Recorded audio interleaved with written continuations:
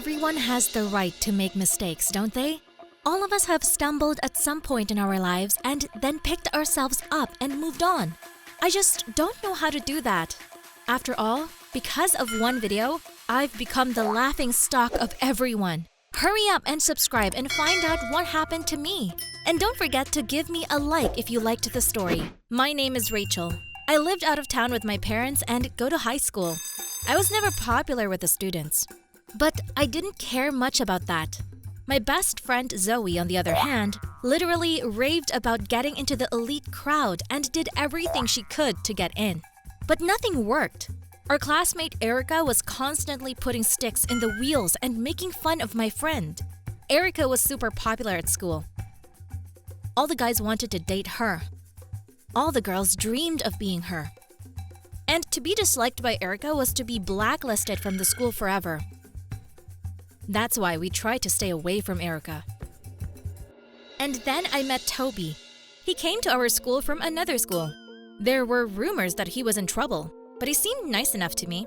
Toby had shiny hair and smelled like a mixture of leather and citrus, and I really liked him. All the high school girls were pining for the new guy, but he didn't pay attention to even the hottest of the hotties. So I was shocked when Toby talked to me. I'm just a regular girl, and I couldn't possibly be attracted to this mysterious hottie. But Toby didn't care about the rules. One day, he just walked into the school cafeteria, sat down next to me and Zoe, and loudly, so that everyone could hear, asked me to meet him after school. Okay. I didn't know how I'd managed to get anything out in front of this handsome man. Erica, who was also in the dining room at the time, turned green with anger. As soon as Toby came out of the dining room, I saw her angry face in front of me. Well, what did he say to you? She asked me arrogantly. He invited me to meet him. I tried to speak confidently, but my insides were clenched in anticipation of trouble. You wouldn't dare! Erica hissed angrily. He's mine! But you two aren't even dating! I snapped at her in a low voice and lowered my eyes again. It doesn't matter! Turn him down or you're on your own! I was mortified. I liked him so much, but Zoe had convinced me that I shouldn't go out of my way to cross Erica. So when Toby came by the house to pick me up, I came out and told him I wasn't feeling well. Toby looked at me carefully. Why are you lying? If you don't want to go out with me, say so. I couldn't take it anymore, and I told him all about Erica and her threats. I don't care what some Erica thinks. I want to go on a date with you. How's that? Toby gave me a look that I couldn't resist. We started dating. Of course, Erica immediately turned everyone against me. School was getting unbearable. Zoe started avoiding me too, for fear of getting in Erica's way. And I was so hurt. Toby was always there to protect me from the world. One day we went to Erica's party. I wasn't invited, of course, but Toby was allowed everywhere. He talked me into it, and we went. Luckily, Erica was nowhere to be seen, so we danced, joked, and had fun. Zoe even joined us. Of course, I was offended by her, but I missed my friend so much. Zoe suggested we sit in the spare room so we wouldn't attract the attention of the other guys. We grabbed our cocktails and left the living room. I noticed that Zoe was a little too insistent about our relationship with Toby. A few times, I even felt like she wanted to tell me something else. Then she walked out, citing that she wasn't feeling well. "Let me come with you," I offered, but Zoe smiled and said she'd be right back. Suddenly, her new boyfriend Tim came into the room. He seemed like a soapy guy. Tim asked where Zoe was, and I told him she wasn't feeling well and would be right back.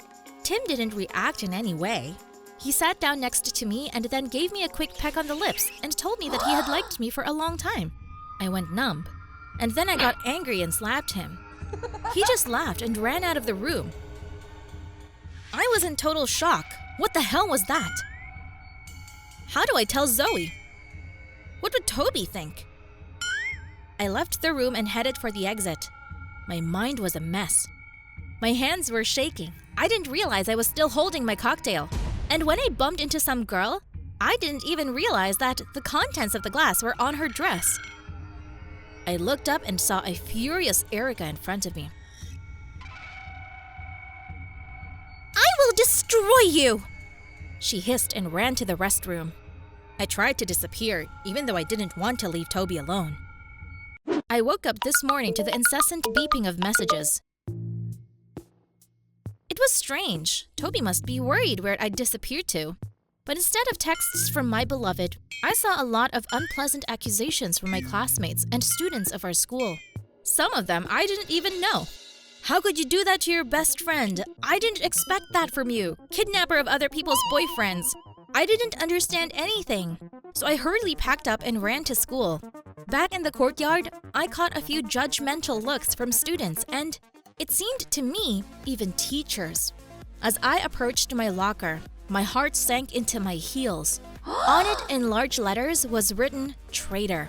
The desire to enter the classroom was gone, but the bell rang and I had to go.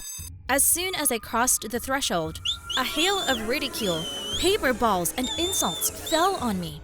The boys whistled, the girls stuck their lips out at me, and then the principal called me in. The look on his face did not bode well. First, he showed me a video of Zoe's boyfriend kissing me. Turns out, the video had somehow gotten into the school chat room, and so everyone was showering me with creepy accusations. And then I turned on the footage of Zoe herself, where she sobbed and told me that I had caused her irreparable emotional trauma, that I flirted with her boyfriend and now she can't deal with the pain, that she had to go to counseling, and that she's asking, no, she's demanding that I be punished for it. I tried to explain everything, to tell the truth, but the principal wouldn't listen. He said that Zoe had filed a complaint against me, and that her parents were furious, so he had to suspend me from school. For 2 months now, and then we'll see. I felt so bad. Everyone turned their backs on me. Even Toby believed the slander. I stayed home all the time. My parents were the only one who supported me. A few weeks went by. Then one day, I saw Erica outside the fence. She nodded at me. It was unexpected. I went out to her. She was smiling strangely. How are you? What are you doing here? Watching you suffer and enjoying it. By the way, Toby and I are going to the movies right now. With Toby? Yeah, after a scandal like that, he needs to repair his reputation. I've kindly offered to help him. I tilted my head, and Erica smiled arrogantly. Do you want to know the truth? I'm the one who set the whole thing up. I put Zoe up to it. You're lying. Zoe wouldn't do that. I'm not lying. Erica laughed, handed me her phone, and I saw the correspondence. Erica promised to accept Zoe into the company, and even throw a party in her honor if Zoe recorded that video. I handed over the phone and settled to the ground. Now you know that your friend chose. She even got her boyfriend to do it. By the way, I distributed the video too, but Toby thinks you did. According to Zoe, of course. I told you to stay out of my way. She walked away, and I just kept staring at her. Ruining my life to get into Erica's company? Zoe betrayed me. I was such a fool. I cried all night, and then I told my mom. She calmed down and said we would find a way to expose Erica. My mom is friends with several of my classmates' moms, and they told her that their daughters were also suffering from Erica's shenanigans. But no one wanted conflict, so the girls just kept quiet. But I started collecting evidence, talking to the girls. And there would come a time when I would go to the principal with irrefutable evidence, and then Erica would not be able to get away with it. Toby and Zoe no longer exist for me. They've made their choice. And remember, no one has the right to humiliate you. You don't have to be silent. You have to act, fight back, and put such abusers in their place. If you had similar cases in your life, write. Let's chat in the comments. Hi, my name is Hannah, and here is my story. You may despise me or even judge me, But you know what? I hate my mom. Yes, it's true, and I'm not going to make excuses. That woman ruined my life. How did that happen? Subscribe and find out. And don't forget to like if you loved the story. I've always been a quiet person. I like to spend time reading and being alone with myself. In junior high school, I started having skin and dental problems, which caused me to be teased and insulted constantly by my classmates and older students. I remember carefully applying ointment to every inch of my face every night, hating my braces and dreaming how one day I would wake up incredibly beautiful and make everyone regret their words. And one day, that's exactly what happened. Skin meds, a trip to camp where I had my first kiss, and tons more. And then I got my damn braces off. Oh my god, I've been wanting to do that for so long. My teeth were almost like Hollywood actors. It turned out I had incredibly long legs and a pretty good figure. So after coming home from camp, I immediately took all my pocket money and went to the mall. That's where I ran into Naomi, the biggest gossip in our school. Naomi always looked gorgeous and wore the most fashionable clothes. Of course, I hated her for bullying me, but now she admired how I changed over the summer. So we went shopping together. It was so cool. I couldn't even believe it. One of the most popular girls in school eating muksundi and chocolate with me, showing me her TikToks and advertising me on what would suit me. And you know who would just die of envy? Lily from Parallel. Naomi was happily looking at a top that I thought was too revealing. Why? I asked, embarrassed. Because with that figure and my advice, you'll easily beat Nick away from her. Nick was the arrogant high school boy that all the girls dreamed of. He was always kicking me and calling me a weirdo, so I just had to rub his nose in it. But when I got home, happy and shopping, I got some shocking news. We're getting a divorce. I think it was my dad who said that. He and Mom were sitting there with their eyes down. The bags full of clothes fell out of my hands. But why? My breath hitched with excitement. Your mother betrayed me. I won't stand for it. Suddenly, my father slammed his fist on the table with all his might, stood up, and walked out. Mom burst into tears and ran after him, and I was left standing in the middle of the living room, trying to comprehend everything that had just come over me. Dad was demanding, sometimes nervous, but I loved him. My mom and I always had a wall. She didn't like everything about me and hated spending time with me. I only told my grandmother about all my problems when she came for the holidays. But I didn't believe she could do that. However, all thoughts of the situation between my parents disappeared when, on the first day of school, I saw how my previously hated classmates reacted to me. The most popular beauties gave me angry looks. The hottest guys turned around. What did I tell you? A short, thin top, a mini, and it's cool. Naomi met me outside of class. And then this happened. You know, like in rom-coms, when some cool girl walks into a room in slow motion and all eyes are on her? Her hair blowing around like the wind, everything about her is perfect? I guess that's what I looked like in Nick's eyes. When I walked in, he was right beside me. You look good as new. Is that all the compliments you're capable of? And I saw Nick blush for the first time in my life.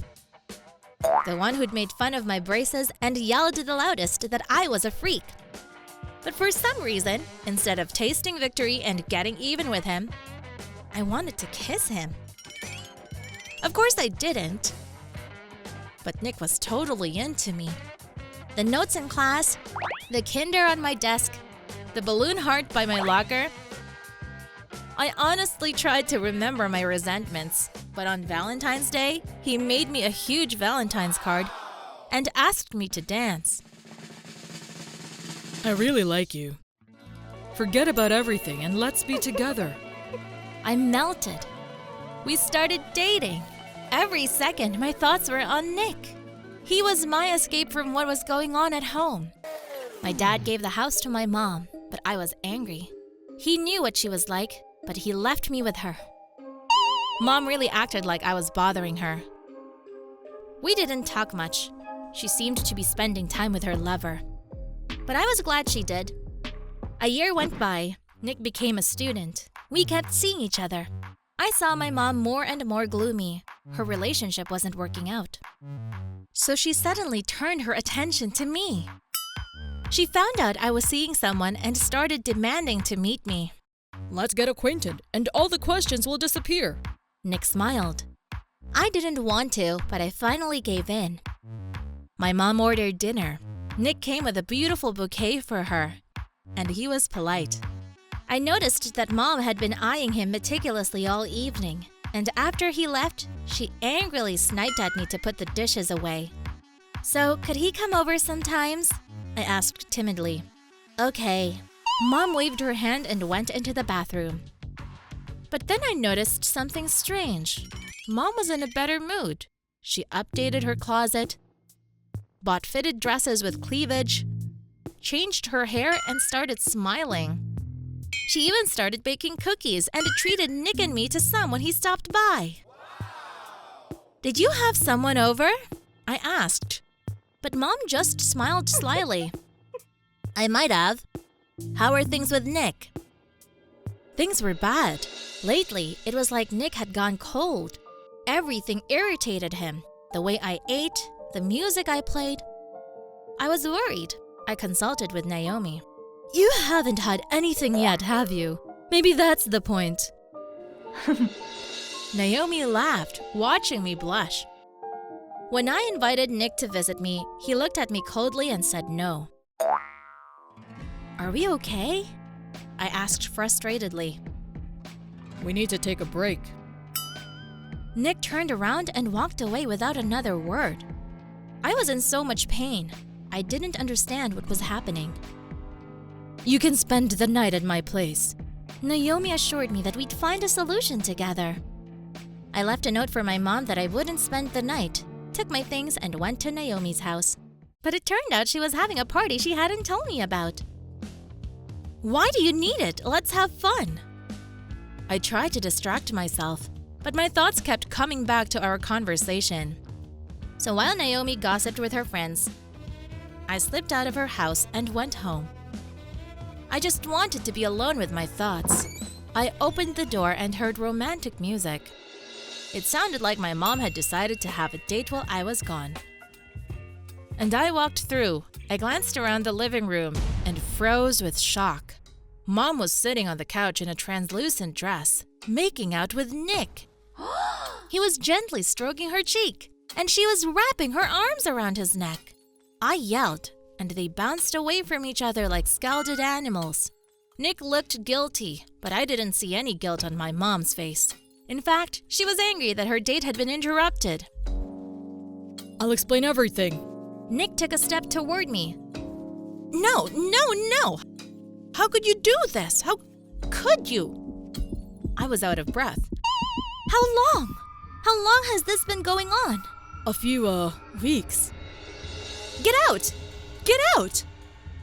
Hannah, I'm sorry. He bowed his head and walked towards the exit. I turned to my mom. Why? Because you and Dad ruined my life. I wanted to shine, but I had to stay home. You'll find someone else. You've got your whole life ahead of you. I slapped her and ran outside crying. 3 months passed. I moved in with my grandmother and lived with her. I'm not going to school yet. Nick keeps texting me. But I have nothing to say to him. I've been betrayed by the people closest to me, and I can't forgive them. Could you forgive someone like that?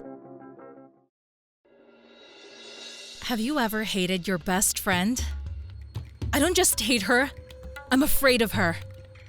I couldn't imagine my significant other being capable of such a thing. My name is Carrie, and my story is about what happens when your best friend becomes the worst nightmare of your life. Subscribe and give me a like if you like my confession. So, where do I start? I'm 16, And I'm a student at the most average school in a town where it rains all the time. I love listening to different music and occasionally draw portraits. I also have a friend, Lucy, who is the best person in the world. Lucy and I have been inseparable since childhood, although her house is quite far from mine. We've been through a lot of hard times together. Her parents' divorce, which was accompanied by breaking dishes and terrible scandals. My appendicitis, which decided to make itself known a few hours before Christmas. Her first failed crush. My first terrible crush. Acne, trips to the dentist, self-doubt. All of which we always experienced together. Like Cheryl's bullying and taunting. She was a cheerleader at our school, a classic of the genre. What more can I say? But if the other girls on her team didn't care about Lucy and me, Cheryl did. She seemed to exist just to annoy us. Every morning when we noticed her perfect figure and shiny hair, we knew it was going to be hot again today. Cheryl's pranks on me were always humiliating, but tolerable. Starting another nasty gossip, slipping a button, accidentally flipping a glass of juice up my skirt, it made me uncomfortable and it pissed me off. But I didn't dare to retaliate against her, and just tried to avoid her. But it was different with Lucy. I don't know why, but Cheryl hated my friend. She told everyone that she saw Lucy rummaging through trash cans and that she bought things at thrift stores. Claimed she had the intestinal flu and everyone should stay away from Lucy. Then she started a rumor that my friend allegedly kissed the geography teacher, Mr. Smith, and even sent high school students racy photos for money. But the final straw was Cheryl's claim that Lucy had stolen money from her backpack. The shameless girl even got one of her friends to confirm the slander and made a whole video about it. I wasn't in class at the time. I wasn't feeling well, so my mom let me stay at home. So I found out about it through the newsletter. Cheryl had the foresight to put a video on the teacher's student chat room. Lucy didn't go to school for 2 weeks and even only texted me, flatly refusing to see me. I was bitter and I also felt completely helpless. "Why are you doing this?" I asked Cheryl angrily a few days after the incident. But she gave me a mocking look, flipped her hair, and walked the other way. 2 weeks later, Lucy finally texted me to say she would show up at school. But when I saw her, I hardly recognized her. Lucy had a short haircut and her eyes were emphasized with black arrows. The tight pants and leather corset turned Lucy into a real vamp woman. The whole school almost craned their necks to look at her. "Lucy, you're gorgeous!" I hugged my friend, but she grabbed my arm and pulled me into the bathroom. "Hey, we have class!" "That's good." Lucy gave me a hard look. What I heard threw me into a complete stupor. Lucy said she'd had enough, that Cheryl couldn't get away with anything now, and that I had to help her do it. But what could we do? I wondered. Everyone at school is on her side. "You're wrong. A lot of people are just pretending. But in reality, they've been wanting to get even with her for a long time. That bastard will get what's coming to her. Are you with me?" To be honest, I didn't want to confront anyone. I knew it wouldn't end well. But Lucy's my best friend, so I thought I'd support her. A little bit of a lesson for Cheryl would have been nice. It started out innocently enough. I have to admit, I kind of liked it. At first, we did little tricks. Slipping nasty things into her locker, sprinkling hot peppers in her lunch, gossiping. And they set up a fake account for a guy who supposedly asked Cheryl out. And then they'd send her to the cafe where they were supposedly supposed to meet and enjoy watching her unhappily texting angry messages to the suitor who never showed up. Lucy was having an insane amount of fun at times like this. But soon, my friend started to get violent. First, she slipped Cheryl a laxative before an important game, and she couldn't go out on the field. We laughed, but I felt bad. Then Lucy stole Cheryl's things from the locker room, and she ran around the school in a towel trying to find them. At one point, I wondered if we'd become like Cheryl, but I didn't dare talk to my friend. One day, Lucy came to me and told me that there was a chance to take revenge on her hated classmate once and for all. It turned out that Cheryl's ex-boyfriend, whom she had sneakily dumped, had shared some provocative photos of her ex with Lucy. He promised to delete them, but thankfully, he didn't. Lucy laughed contentedly. Wasn't that a little much? I asked incredulously, and Lucy's face changed. Too much? What she was doing to me wasn't too much? I get it, you're in pain. She's a monster, but we're not like that. We're not like that because we're better than her. And we're gonna punish that pompous fool. I'm sorry, Lucy. I love you. You're my best friend. But I'm not gonna help you anymore.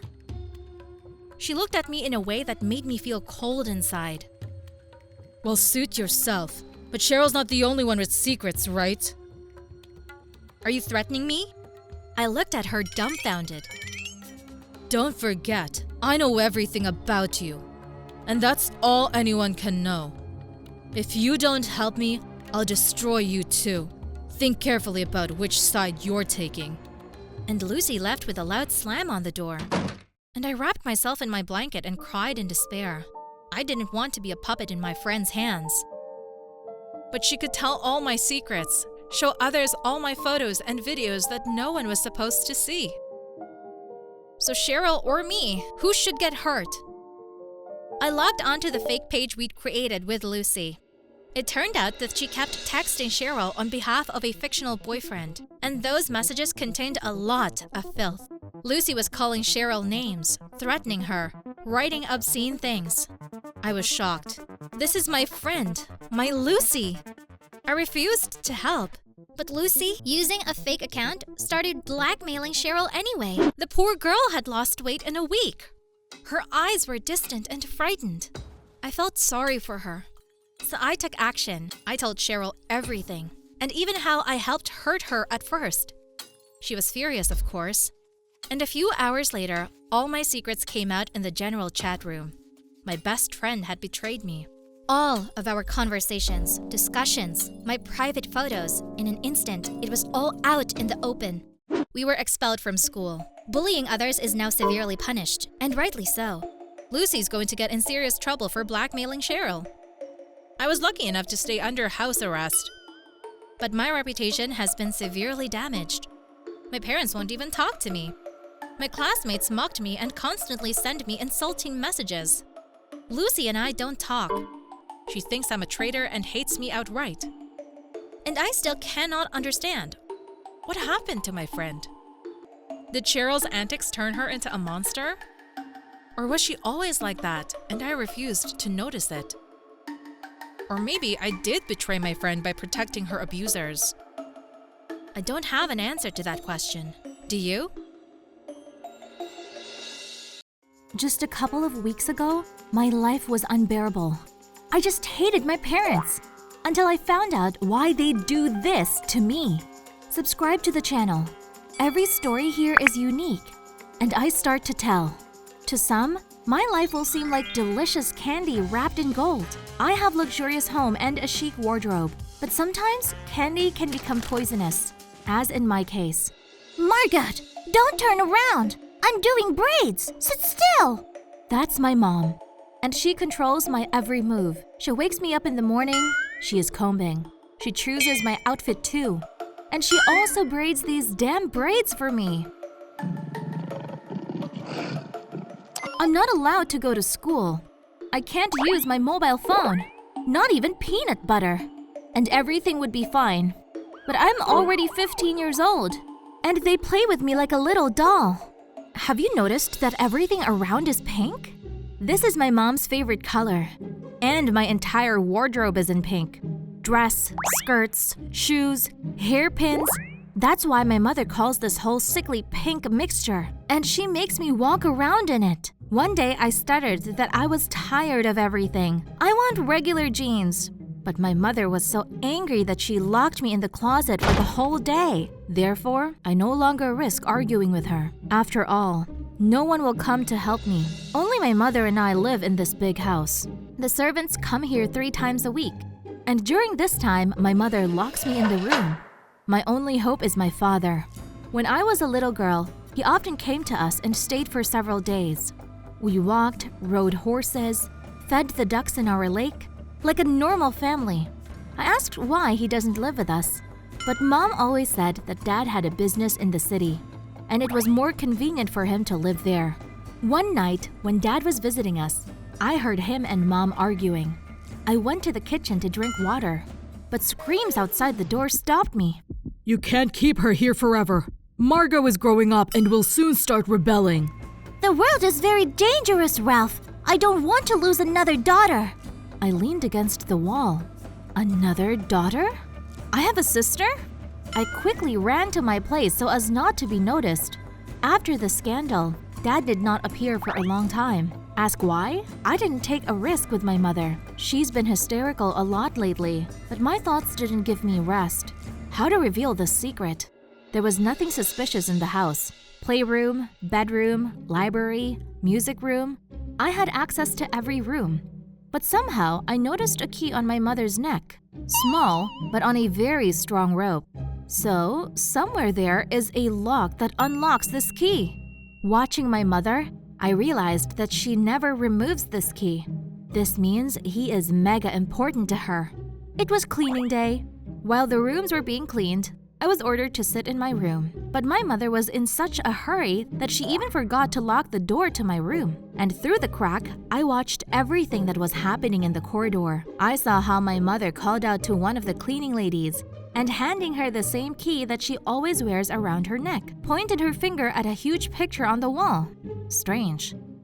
But now I at least have a clue. By evening, I had a plan. To fall asleep, my mother always took sleeping pills at night. One tablet. It provided her with several hours of sound sleep. Today, I decided to extend this dream and quietly slipped another half of the tablet into her juice. An hour later, my mother was snoring peacefully on her pillow. I cut the rope around her neck with scissors and removed the key. Mom didn't even move. Closing the door behind me, I walked out into the main corridor. There was a huge picture hanging on the wall, some kind of landscape. I shined a flashlight. Where is the keyhole? Aha, here it is, right hidden in the drawing. I turned the key, there was a slight click, and the painting suddenly moved away from the wall, and behind her, a passage opened. Then I found myself in a small corridor that led me to a strange room. When it turned on the light, I was stunned. It was a children's room. In pink tones, very similar to mine. A lot of toys, and there are portraits of a girl on the wall. I suddenly found it difficult to breathe. A dimple on my cheek, just like I have when I smile. And these braids. Now I understand why my mother constantly braided them for me. This is my Betty. I heard behind me. Mom was standing on the threshold. Tears rolled down her cheeks. My little Betty. And suddenly, she seemed to see something terrible in front of her.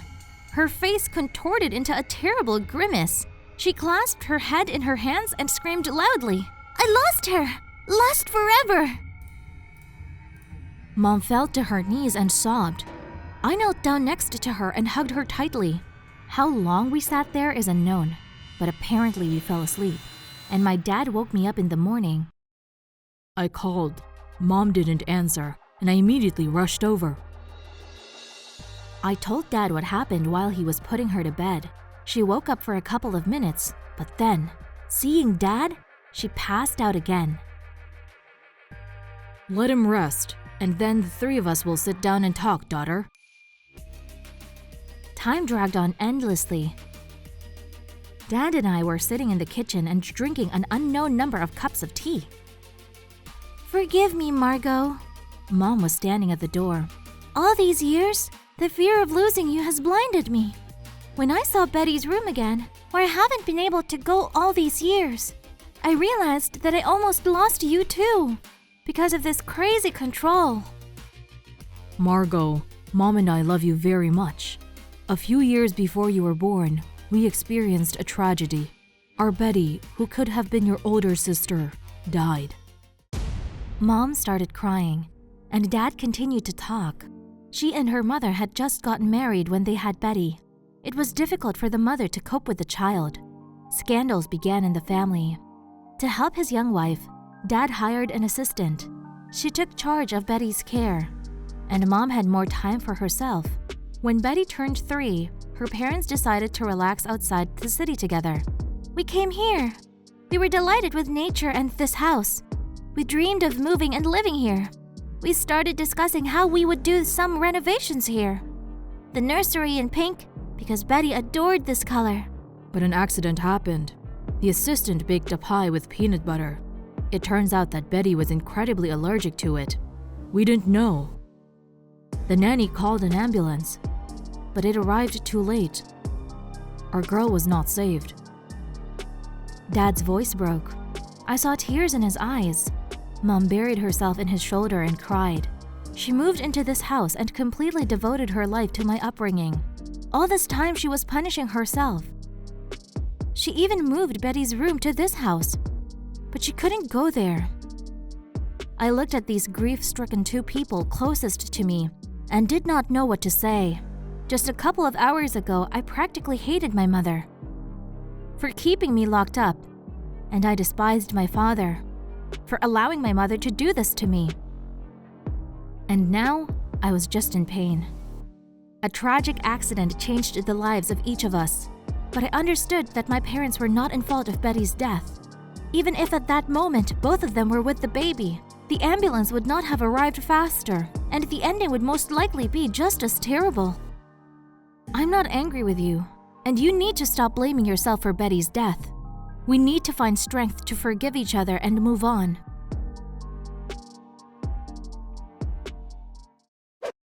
A month has passed. I persuaded my mother to return to our city apartment. I changed my wardrobe, removing the color pink. It was Betty's favorite color, but not mine. Mom doesn't braid my hair anymore. Finally, I have a mobile phone. Yesterday, I was admitted to school, but I still don't eat peanut butter. I'm allergic to it too. Dad is incredibly happy that the family has been reunited. I will discover a new world for myself. Mom is trying to trust and let me into this world. Sometimes she stops her gaze at the photo of Betty that hangs in the hallway, and more often I notice not tears on her face, but a barely noticeable smile. She forgave herself. It wasn't easy for me to tell you my story, but this proves that sometimes, in order to find happiness, you first need to find the strength to forgive, step over the pain, and move on. If you have experienced something similar in your life, write to me in the comments. We'll wait.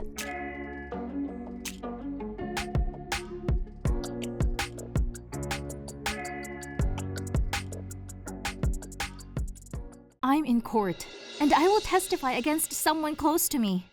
The man I fell in love with, and he used me. How did this happen? Subscribe to the channel, and I will tell you the details. And I'm waiting for a like. My name is Angelica. I'm an ordinary girl who can't imagine my life without music. Since childhood, I have constantly hummed something to myself. It's like there's a music box running in my head, and I can't turn it off. This made my mother terribly angry. Please stop! My head is already pounding. Stop whistling this tune. I became quiet, but after a minute, the melody itself burst out of me. First, my mother took me to a psychiatrist. She was sure that I had some kind of mental disorder, but the psychiatrist advised me to send me to a music school. I didn't like it. At school, they forced me to study a lot of different subjects, but I just wanted to write songs and sing them. I left school after a month, and even my mother's threats didn't stop me. Soon, my mother left me alone. She had more serious problems. She and her father were getting divorced. I took it in no way. Almost all of my friends' parents are divorced. Some people lived with their mother and spent their holidays with their father. Some are the opposite. The parents separated quietly. No tears or scandals. Dad just packed his things and moved out, giving me a big pink notebook as a farewell gift. The same evening, I recorded my first song in it. It turned out to be sad, but it was as if a stone had been lifted from my soul. Since then, I carried around pink notebook with me. Lately, my mother was working late. This was probably her way of trying to distract herself from sad thoughts. Honey, I have an urgent business trip. For a week, maybe more. I agreed with Dad. You will live with him. It's cool. I haven't talked to my dad for a long time. And it's interesting where and how he lives. In the evening, my mother took a taxi to the airport, and I received a message from my dad. Honey, I have a meeting until late. The driver will pick you up. The bedroom is ready. Feel yourself like at your own home. Does dad have a driver? This is something new. Maybe my father was promoted. And when I saw the luxurious mansion where dad now lives, I was completely confused. Either this is a joke or dad robbed a bank. The interior design was very modern. Minimum furniture, lots of mirrors, soft lighting. And it turned out that I not only have a separate bedroom, but also my own large bathroom. The pleasant sound of water filling a large, shiny bathtub was relaxing. I closed my eyes and started singing. Oh, it was so cool. At home, I turned the water on full so that my mother wouldn't hear me singing in the bathroom. But then she swore that I was using too much water. And here, no one. I opened my eyes to catch my breath and almost choked. I saw a guy in the mirror. Sorry, I didn't mean to scare you. Who are you? I pressed myself against the wall. Matthew. And you? What are you doing in my father's house? The guy looked at me suspiciously for a couple of seconds and then laughed. Peter told me that his daughter would come. Exactly. You're Angelica, right? Peter is my father, so the guy knows him. A couple of minutes later, Matthew and I were drinking hot chocolate in the kitchen. The guy handled the coffee machine so skillfully that all my doubts disappeared. He really lives here. You have a great dad. He and I quickly became friends. Yes, and he loves my mother. Although her character is not simple, she had a hard time in life. But now she is rich, successful, and works in interior design. Now I understand why this house is furnished with such taste, and where Dad got the driver from. You sing great. I blushed. Matthew is the first person to compliment my singing. I write songs too, I blurted out. Wow, and I have my own recording studio. Can you imagine? Matthew winked at me. Let's hang out there tomorrow and you can show me your songs. Is it coming? He's still asking. Certainly. And in the morning, a surprise awaited me. It turned out that Dad arrived home late at night. Matthew's mother also returned from a business trip.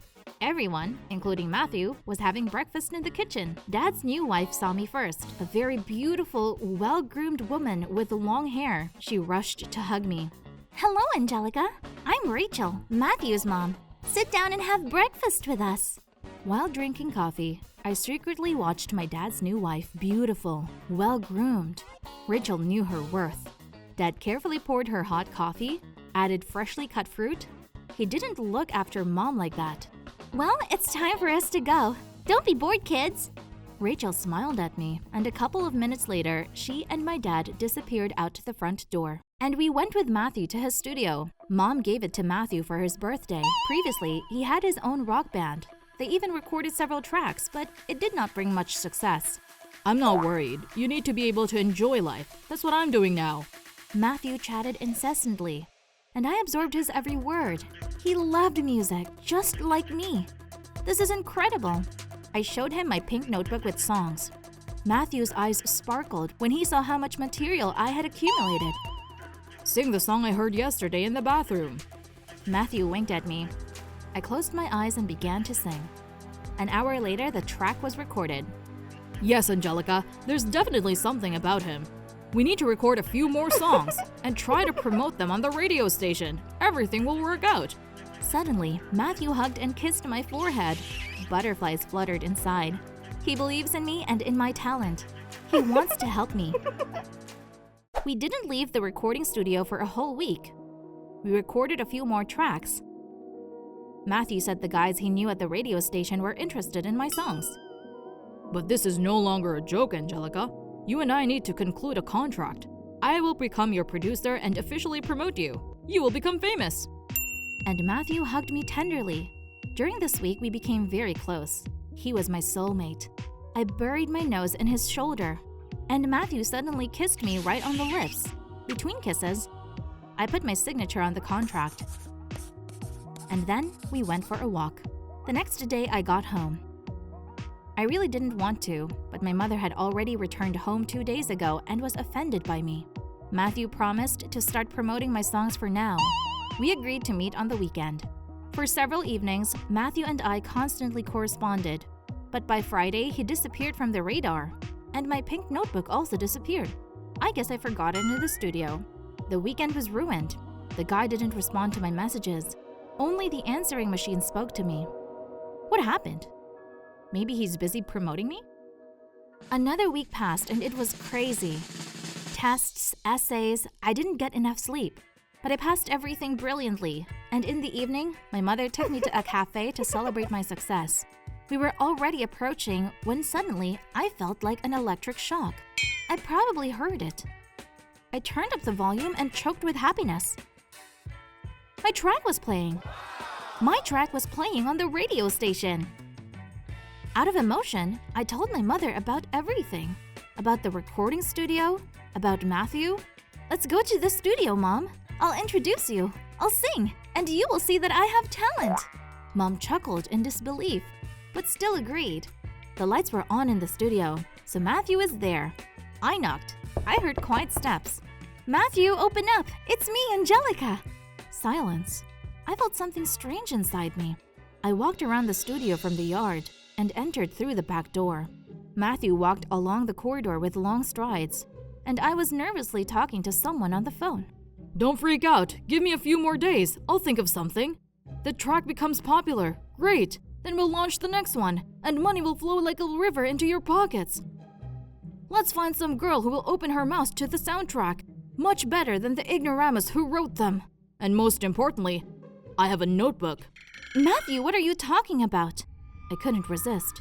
Get out of here. It's none of your business anymore. You signed the contract, and she transferred the rights to all her songs to me. So bye. And Matthew pointed with his eyes to the door. I couldn't understand anything. Suddenly my head started spinning. I hurried to the exit to take a breath of fresh air. 2 weeks have passed since then.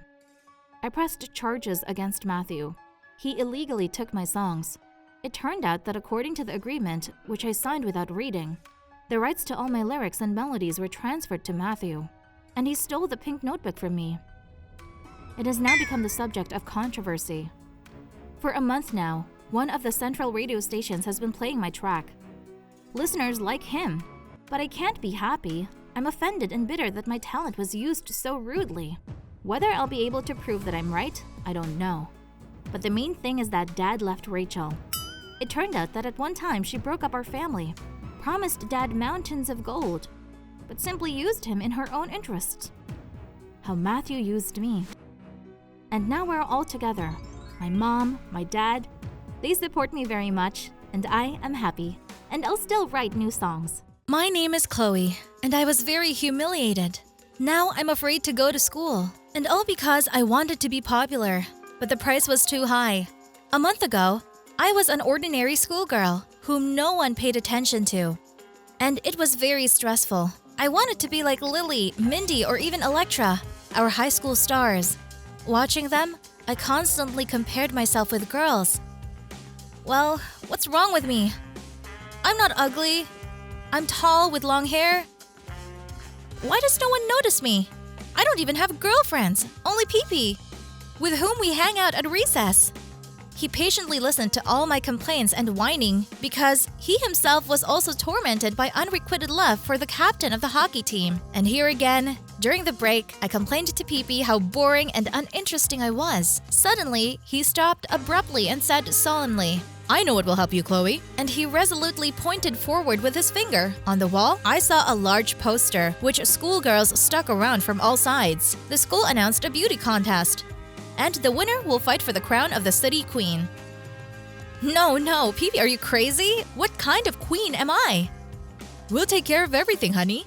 I'll do your wardrobe, hairstyles, in a word, your style, and trust me, I won't let you down.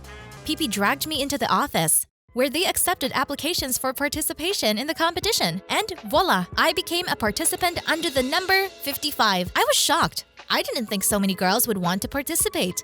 And when I saw the list of contestants, I realized that I had no choice. Are you serious? While I felt sorry for myself, I did not notice how Electra approached me. The girl knew her worth. That year, she won the school beauty pageant. And it seemed that since then, she has not removed the crown. For unknown reasons, she did not take part in the city competition. But the title of the school beauty queen was enough for her to turn her nose up to heaven. I decided to try. I barely audibly answered the girl. If you think that this peacock, Electra nodded towards Pee-Pee, will help you, you are very mistaken. You need me to win. Let me know when you do. But time is short, so I advise you not to delay. And grinning, Electra followed further down the corridor. And what was it now? Electra offered to help me? Why all of a sudden? We sat with Pee-Pee in a cafe, and he dissuaded me. Don't trust Electra. This snake is up to something. And I remembered last year's awards ceremony for the school beauty queen. A full hall of people. Everyone applauded Electra. The boys were whistling, and after that, Electra became very popular. And I want so too. The next morning, I was waiting for Electra in the parking near the school. Clever girl, you won't regret trusting me. Electra squeezed my hand lightly and handed me my training schedule for the competition. I had no idea that it takes so much time to prepare every day. I had a time schedule after school. Warm up and run in the stadium to tighten the body and look more athletic. Then a choreography lesson to learn how to move beautifully. Then Electra taught me how to speak for an hour. I learned tongue twisters, poems, special chants, to speak clearly and loudly. After 3 weeks of such training, I became more confident in myself. Walk, look, smile. I didn't recognize myself in the mirror, but I really liked the new Chloe. I was upset about only one thing, Pee-Pee. He sincerely worried about me, but I could not communicate with him. That was the condition of Electra. A week before the competition, she took me to her… Yes, it turns out she had her own stylist, beauty guru. And he picked my haircut, a new hair color. At school, they started paying attention to me, whispering behind my back. You see, you're changing before our eyes, Chloe, and become popular. Electra winked at me. I was no longer scared by 54 contestants. Another thing was alarming. Why does Electra help me? I somehow mustered up the courage to ask her about it. I just like changing people for the better. That's the whole secret. The day of the competition has come. I was going crazy with excitement, but the preparation helped a lot. My opening speech was perfect. The dance number was thought out to the smallest detail, and therefore caused a flurry of applause. And thanks to daily jogging, I had no equal in a fashion show in swimsuits. I won! Emotions ran high. A crown, a beauty queen, glittered on my head. I hugged Electra tightly. If it wasn't for her, I wouldn't have been able to do anything. And somewhere in the back of the hall, I saw Pee-Pee's sad eyes. We didn't communicate with him for almost a month. After the competition, my life has changed a lot. The victory in the school competition of an ordinary, inconspicuous girl became a sensation. An interview in the school newspaper, a photo session with the players of our football team, preparations for the city beauty contest. Suddenly, everyone became interested in me. I had 15 days to prepare for the competition. I was very tired. Diet, great physical activity, defile, choreography, and I also had to do my homework. It was difficult, but I did not want to let Electra down. She tried so hard for me. Somehow, a couple of days before the competition, I was running home late, barely dragging my feet. I had already reached the house, when suddenly, the bushes near the front door stirred. I screamed, "Don't be afraid, it's me!" Pee-Pee stood in front of me. I missed him so much that I threw myself on his neck and kissed him tightly. "Chloe, you need to stop communicating with Electra." Pee-Pee suddenly stunned me. I boiled. "What happened between you?" "I cannot understand. She forbids me to communicate with you, and you with her?" Pee-Pee lowered his eyes. "She is not a good person, Chloe. I don't believe her. Electra is up to something." "I worked very hard, Pee-Pee, to be where I am now. I changed a lot in myself. And I really liked the new Chloe. If you can't be happy for me, then leave." And I banged the door shut in front of Pee-Pee. It's a pity when a friend doesn't know how to be happy for you. And that day has come. The city beauty contest was held in a large assembly hall, where the public began to pull up in the morning. Girls from different schools of the city participated, and the audience buzzed, squeaked, shouted. Everyone had a powerful support. There were 10 participants in total, and I performed at number 8. Electra kept saying that this was not bad. This way, the jury will remember me better. And here is my output. As soon as I appeared on the stage, the audience began to chant, "Chloe! Chloe!" I just took my breath away. In the front rows, I saw Pee-Pee and the girls from the class, who were holding a large poster with my name. Incredible! The public liked me. After the first task, I scored the maximum number of points. Electra stood backstage and smiled enigmatically. The fashion show also went smoothly. And in the final, there was a task to show your talent. I sang a song. Under it, the choreography was learned. Electra chose this song herself. And it was incredibly beautiful. But when I got to the chorus, there was an uproar in the hall. One girl got up and shouted that it was plagiarism. And last year, one of the contestants herself wrote and sang this song. The jury looked at each other. I was nauseated with excitement. The audience in the hall, who were rooting for other girls, jumped up from their seats and started shouting that I should be removed from the competition. Tears began to choke me and I ran off the stage. Electra, what's going on? We watched the performances of the girls last year. I don't remember this song. Electra stood calmly in the corner and smiled. You watched those performances that I gave you. I had goosebumps running down my neck. I mean, did you know? And did you set it up on purpose? But why? She wanted to take revenge on you. Pee-Pee looked sullenly at Electra. For what? That's for it. And Pee-Pee handed me the phone. And there was a photo of Electra. It was easy to recognize her. Only her ears. They were insanely protruding on her. I looked at the girl in surprise. Electra looked at me with a sneer. Yes, I wanted to take revenge on you. I wanted you to feel shame and despair. Like I did that year. When, because of your mother, I was not allowed to participate in the city beauty contest. I rushed for a minute. My mother is a doctor in a hospital. And that year, she was on the commission that interviewed the contestants. They checked for ridged moments, deceit, falsehood. After all, the girls were capable of a lot to get into this competition. And I remembered. Mom was talking about a girl who had plastic surgery. At first glance, nothing like that. She just wanted to remove her protruding ears. But the competition rules forbade it. Any surgical intervention to improve one's appearance was a violation. It was you! That girl with a scar behind her ears. You hid it, but Mom saw, and you couldn't participate in the city competition. After my words, Electra rushed at me with a cry, but Pee-Pee managed to stand in time between us. Hate you and your mom! I have prepared so much for this competition. I should have won. And she ruined everything. Electra screamed at the top of her lungs.